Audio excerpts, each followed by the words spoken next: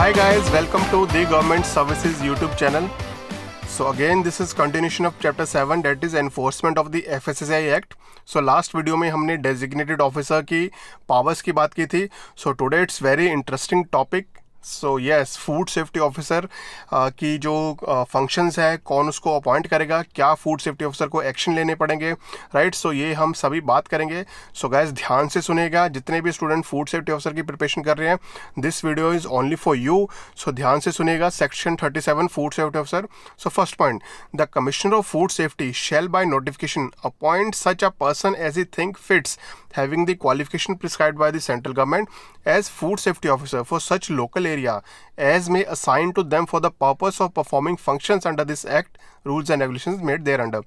सो अगर आप डीओ की बात करोगे तो डीओ को अपॉइंट किया जाता है बाय ऑर्डर.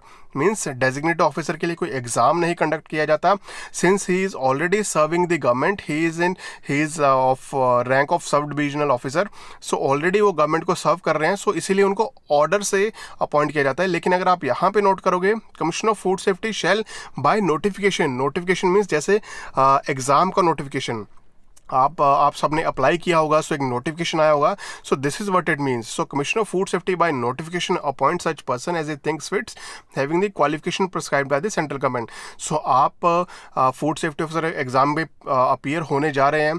अगर आप सेंट्रल फूड सेफ्टी ऑफिसर के एग्जाम में अपीयर होने जा रहे हैं तो डेफिनेटली यहाँ पे जितनी भी एजुकेशन क्वालिफिकेशन है वो सेंट्रल गवर्नमेंट ने डिसाइड की है आप सबके लिए, right, as a food safety officer for such local area. So as I told you कि एक लोकल एरिया होता है, डिस्ट्रिक्ट है, डिस्ट्रिक्ट के अंडर लोकल एरियाज आते हैं. सो हर एक लोकल एरिया में एक पर्टिकुलर फूड सेफ्टी ऑफिसर को अपॉइंट किया जाता है to perform all the functions under this act, rules and regulations made there under.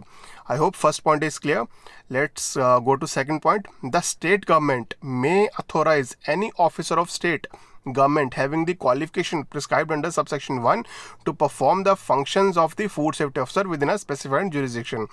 So अगर आप देखोगे स्टेट गवर्नमेंट का रूल थोड़ा सा अलग है. यहाँ पे स्टेट गवर्नमेंट बिना एग्जाम लिए, बिना नोटिफिकेशन निकाले किसी भी ऑफिसर को जिसके पास की वो प्रिस्क्राइब्ड क्वालिफिकेशंस हैं.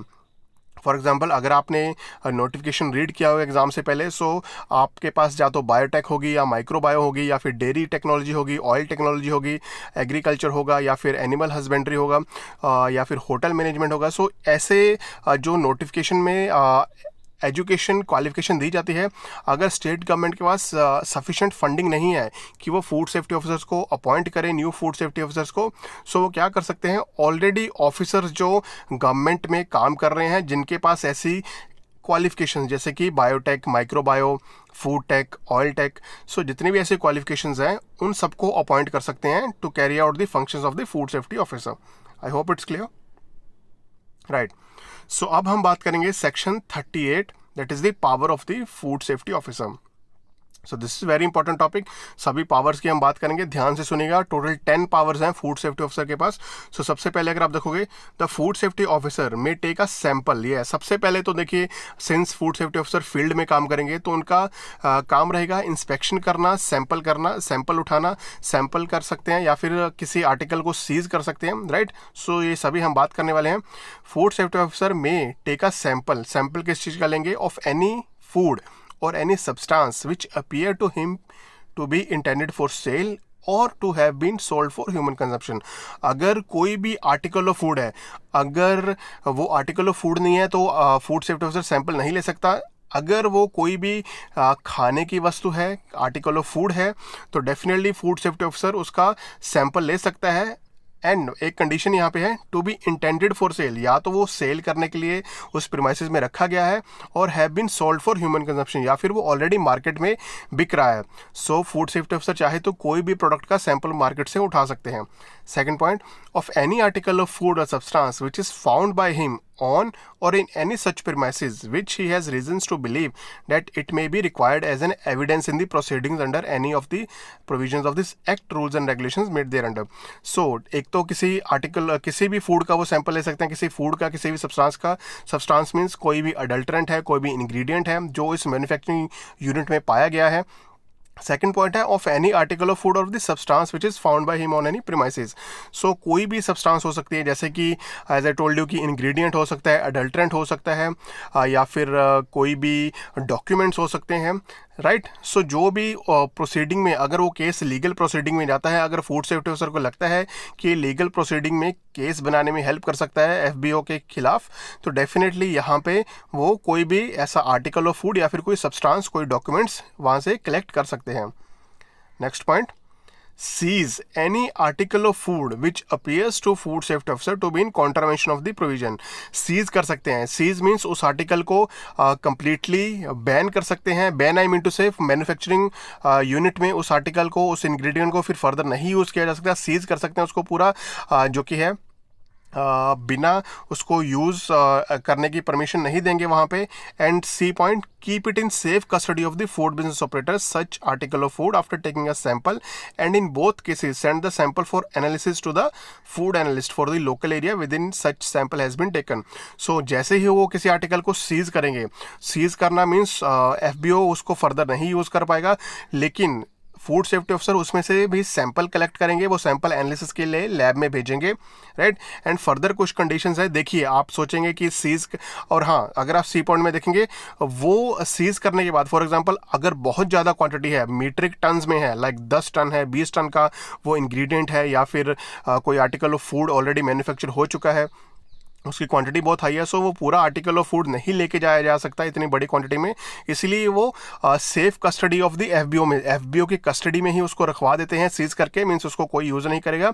और फर्दर कंडीशंस हैं, अगर आप सोचोगे कि वो तो एफबीओ की प्रीमाइसिस में ही पड़ा है, एफबीओ कुछ भी कर सकता है, लेकिन अगर आप देखोगे नेक्स्ट पॉइंट में हम बात करेंगे उसके बारे में, provided that where the food safety officer keep such article in safe custody of the FBO, he may require the food business operator to execute a bond for the sum of money equal to the value of such article with one or more sureties as food safety officer deem fit and FBO shall execute the bond accordingly। हाँ, यहाँ पे important है, अगर उसने food safety officer ने किसी भी article को सीज किया, वो एफबीओ की कस्टडी में रखवाया, तो एफबीओ को एक बॉन्ड साइन करना पड़ेगा। उस बॉन्ड में उसको जितना उस आर्टिकल का वैल्यू है, मॉनेटरी वैल्यू, जितना भी उस आर्टिकल की मनी है, उसका एक बॉन्ड फर्निश करना पड़ेगा। अगर कल जाके फूड बिजनेस ऑपरेटर उस आर्टिकल को अपनी प्रीमाइसेस से हटा देता है, तो एटलीस्ट वो वैल्यू जो है, उस वैल्यू ऑफ मनी रहेगा, राइट, उसको FSSA as a fine use करेगा।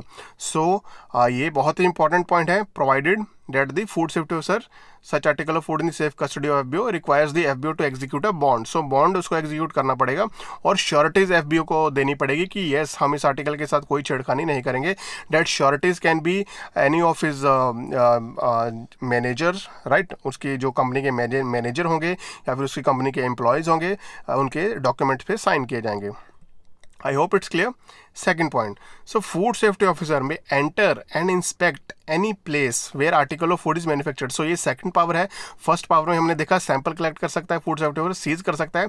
second power में हम देखेंगे he can enter and inspect any place where the article of food is manufactured, stored for sale or stored for manufacture of any other article of food or exposed or exhibited for sale, and where any adulterant is manufactured or kept and take samples of such article of food।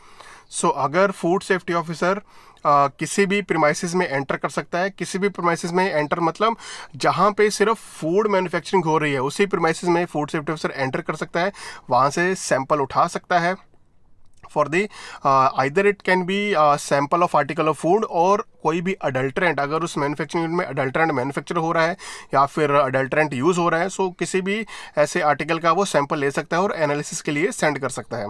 This is the second point, power. Then third power of the food safety officer, where any sample is taken, its cost calculated at the rate at which the article is usually sold to the public shall be paid to the person from whom it is taken. So ये ध्यान रखिएगा, article of food उठाने से पहले जैसे ही आप sampling के लिए कोई आर्टिकल ऑफ फूड लेते हैं, तो आपको उसका पैसा भरना पड़ेगा, जो कि उसका अमाउंट रहेगा, मींस जो कि जितने भी रेट पे वो मार्केट में उस प्रोडक्ट को सेल किया जा रहा है, उतना अमाउंट फूड सेफ्टी ऑफिसर को उस एफबीओ को भरना पड़ेगा, उसी के बाद वो सैंपल ले सकता है। Fourth point, where any article of food seized under clause B of the subsection 1 is of perishable nature and FSO is satisfied that such article of food is so deteriorated that it is unfit for human consumption, the FSO may, after giving a notice in writing to the FBO, cause the same to be destroyed. So guys ये fourth point, fourth power बहुत important है। ये pre में भी आया था question 2019 central food safety officer pre में आया था।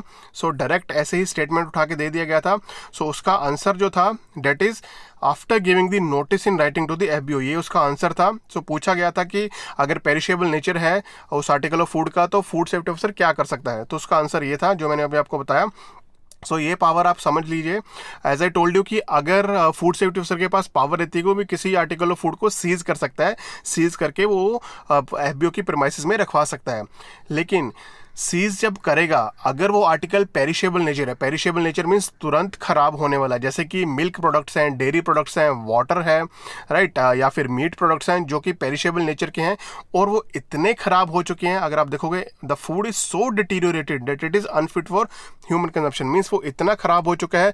अगर मैन्युफैक्चर जो कर रहा है उस आर्टिकल को, अगर वो उसको रिपेयर भी करना चाहे वो बिल्कुल रिपेयर नहीं होगा। सो उसको फूड सेफ्टी ऑफिसर बिल्कुल डिस्ट्रॉय कर सकता है। अगर पानी है तो पानी को बॉटल्स को जो कि है बर्स्ट करके वाटर को ड्रेन में बहा सकते हैं। अगर मिल्क है, मिल्क को जो कि है ड्रेन में फेंक सकते हैं। सो ऐसे ही पूरा आर्टिकल ऑफ फूड डिस्कार्ड किया जा सकता है। फूड सेफ्टी के ऑफिसर के पास ये पावर है and it's very important power, ये ध्यान में रखिएगा। कंडीशन लेकिन ये रहेगी, एक तो प्रोडक्ट पेरिशेबल नेचर होना चाहिए और बहुत ही ज़्यादा खराब हुआ होना चाहिए, राइट।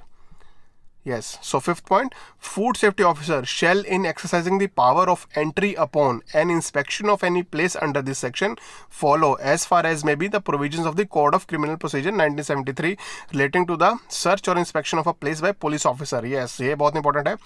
अगर आप देखोगे एज आई टोल्ड यू कि फूड सेफ्टी ऑफिसर किसी भी प्रीमाइसेस में जहां आर्टिकल ऑफ फूड मैन्युफैक्चर हो रहा है वहां एंटर कर सकता है, इंस्पेक्ट कर सकता है और उसको सपोर्ट करने के लिए फिफ्थ पॉइंट है he may enter in any premises by the provisions of the Code of Criminal Procedure 1973. So ये जो पावर है एंटर करने की, it comes from the code of criminal procedure 1973। Means ये जो पावर रहती हैं ये एक पुलिस ऑफिसर के पास रहती हैं पावर्स, किसी भी प्रीमाइसेस में एंटर करके इंस्पेक्शन करना, that comes from the code of criminal procedure 1973। So police की पावर्स रहती हैं फूड सेफ्टी ऑफिसर के पास only in case of entering and inspection of any premises, right. I hope it's clear. Sixth point देखेंगे, any adulterant found in the possession of the manufacturer, the distributor of or dealer in an article of food or in any of the premises occupied by him as such and for the possession of which he is unable to account to the satisfaction of the food safety officer and any books of accounts or other documents found in his premises or control. So अगर कोई adulterant पाया जाता है, कोई भी adulterated item FBO के पास पाई जाती है and article of food in any premises occupied by him, और कोई भी आर्टिकल ऑफ फूड ऐसा जो कि उसके पास पाया जाता है जो अडल्ट्रेंट या तो उसमें यूज़ होने वाला है जिसके पास कोई भी अकाउंट नहीं है। फॉर एग्जांपल एक अडल्ट्रेंट उसने मंगवाया, उसकी प्रीमाइसेस में रखा यूज़ करने के लिए, लेकिन फूड सेफ्टी ऑफिसर ने इन्वेस्टिगेशन की, अडल्ट्रेंट को पकड़ लिया, राइट। जब उससे पूछताछ की गई उसके पास कोई भी सबूत नहीं था कि अडल्ट्रेंट कहाँ से आया। नेक्स्ट देखेंगे हम, which would be useful for the relevant. So food safety officer क्या कर सकता है, फूड सेफ्टी ऑफिसर उस अगर आप यहाँ पे देखोगे, he can take any books of accounts or other documents found in his possessions. तो कोई भी documents, as I told you, article of food के अलावा फूड सेफ्टी ऑफिसर कोई भी डॉक्यूमेंट ले सकता है, कोई भी बुक्स ले सकता है, उसके books of account which could be useful in investigation and further proceeding. So further proceeding में अगर अडल्ट्रेंट वो वाकई में ही अडल्ट्रेंट है, अगर उसके खिलाफ लीगल प्रोसीडिंग लॉन्च की जाती हैं तो अगर वो बुक्स ऑफ अकाउंट हेल्प कर सकते हो, डेफिनेटली फूड सेफ्टी ऑफिसर उन बुक्स ऑफ अकाउंट्स को या फिर डॉक्यूमेंट्स को सीज कर सकता है और आर्टिकल ऑफ और उस अडल्ट्रेंट का सैंपल लेके लैब में टेस्ट करने के लिए भेज सकता है। Provided that no such book of account or document shall be seized by the FSO except with the previous approval of the authority to which he is subordinate. So ये बहुत important है। अगर किसी भी फूड सेफ्टी ऑफिसर को कोई document या फिर बुक ऑफ अकाउंट या फिर कोई भी ऐसा लीगल डॉक्यूमेंट लेना है फूड सेफ्टी ऑफिसर से, राइट, अगर उसकी बुक्स को सीज करना है, उसको फूड सेफ्टी ऑफिसर को पहले डेजिग्नेटेड ऑफिसर से परमिशन लेनी पड़ेगी। यहाँ पे क्लियरली लिखा हुआ है, except with the previous approval of the authority to which he subordinate. So food safety officer subordinate रहता है DO को। सो DO की परमिशन लेने के बाद ही फूड सेफ्टी ऑफिसर कोई भी डॉक्यूमेंट, स्पेशली डॉक्यूमेंट, हम यहाँ पे आर्टिकल ऑफ फूड की बात नहीं कर रहे, article of food food safety officer खुद जाके कलेक्ट कर सकता है, लेकिन अगर कोई डॉक्यूमेंट सीज करना है डॉक्यूमेंट या फिर कोई भी बुक्स ऑफ अकाउंट को सीज करना है तो उसके लिए डीओ का परमिशन लेना पड़ेगा, prior permission. 7th power, where the food safety officer take any action under clause A of subsection 1, subsection 2, subsection 4 or subsection 6, he shall call one or more persons at the time when such an action is taken or take his and their signatures। So अगर आप देखोगे subsection 1, subsection 4, subsection 2 और subsection 6 की बात हो रही है, तो बेसिकली ये उन सबसेक्शंस की बात हो रही है जो हमने अभी किए, जैसे कि सैंपल लेना, सैंपल को सीज करना, या फिर अडल्ट्रेंट को सीज करना, किसी भी डॉक्यूमेंट्स को सीज करना। सो इन सब कंडीशंस में फूड सेफ्टी ऑफिसर को दो ऐसे पर्सन्स को बुलाना पड़ेगा, ऐसे श्योरिटी लेनी पड़ेगी कि yes this sample was taken from the premises. अगर आप देखोगे, call one or more person to be present at a time when such action is taken and take his or their signature. So document के time, उस action लेने के time, for example अगर perishable commodity को भी destroy किया जा रहा है तो दो विटनेस को बुलाना पड़ेगा, उनके साइन लेने पड़ेंगे डॉक्यूमेंट्स पे कि yes this action was this article of food were in contravention of the provisions of this act, so that is why action लिया गया। I hope it's clear। 8th power, where any book of account or other documents are seized under subsection 6, the FSO shall within a period not exceeding 30 days from the date of seizure return the same to the person from whom they were seized after copies thereof or the extracts therefrom as certified by the person in such manner as may prescribed by the central government has been taken। So as I told you कि food safety officer किसी भी documents को या फिर उसके accounts की books को भी सीज कर सकते हैं, लेकिन वो बुक्स को 30 दिन से ज़्यादा अपने पास नहीं रह सकते, 30 दिन के अंदर अंदर वो वापस देना पड़ेगा। लेकिन कंडीशन यहाँ पे दी गई है कि फूड सेफ्टी ऑफिसर उसकी फोटोकॉपी करवा सकते हैं और हर पेज के ऊपर उस एफबीओ का सिग्नेचर लगेगा। यहाँ पे अगर आप देखोगे तो लिखा हुआ है as certified by the person in such a manner. So उस पर्सन को, एफबीओ को, वो सभी फोटोकॉपीज को सर्टिफाई करना पड़ेगा, साइन करना पड़ेगा in a manner as prescribed by the central government. So central government की जो भी गाइडलाइंस है उनके अकॉर्डिंग उसके ऊपर जो कि उसको साइन करना पड़ेगा, अपना बिजनेस का स्टैंप लगाना पड़ेगा, so that it is surety कि हाँ उसकी नॉलेज में, उसकी प्रेजेंस में ही ये सब हुआ है। I hope it's clear। Further अगर आप देखोगे, provided that where such person refuses to certify and a prosecution has been instituted against him under this act, such books of accounts or documents shall be returned to him only by after the copies thereof or extract therefrom as certified by the court has been taken। So अगर वो person refuse करता है कि मैं इन documents को, ये जो photocopy food safety officer ने उसके डॉक्यूमेंट्स की करवाई है उसको सर्टिफाइड नहीं करेगा, साइन नहीं करेगा उसके ऊपर, और उसको कोर्ट में केस ऑलरेडी चला गया है, तो उसको ये डॉक्यूमेंट्स फिर कोर्ट से ही मिलेंगे। अगर वो रिफ्यूज़ करता कि नहीं मैं नहीं करूँगा, तो कोर्ट में उसको आना पड़ेगा, कोर्ट से ही उसको ये डॉक्यूमेंट मिलेंगे। फूड सेफ्टी ऑफिसर को उसको 30 दिन के अंदर अंदर रिटर्न नहीं करने पड़ेंगे। आई hope it's clear. 9th power, when any adulterant is seized under subsection 6, the burden of proving that such adulterant is not meant for the purpose of adulteration shall be on the person from whom the possession of such adulterant was seized।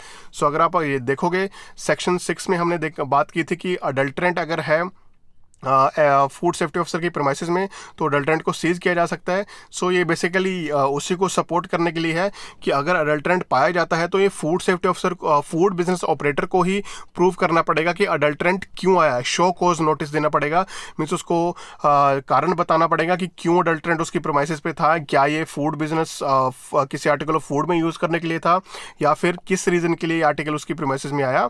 सो ये सभी proof food safety officer को ही करना पड़ेगा।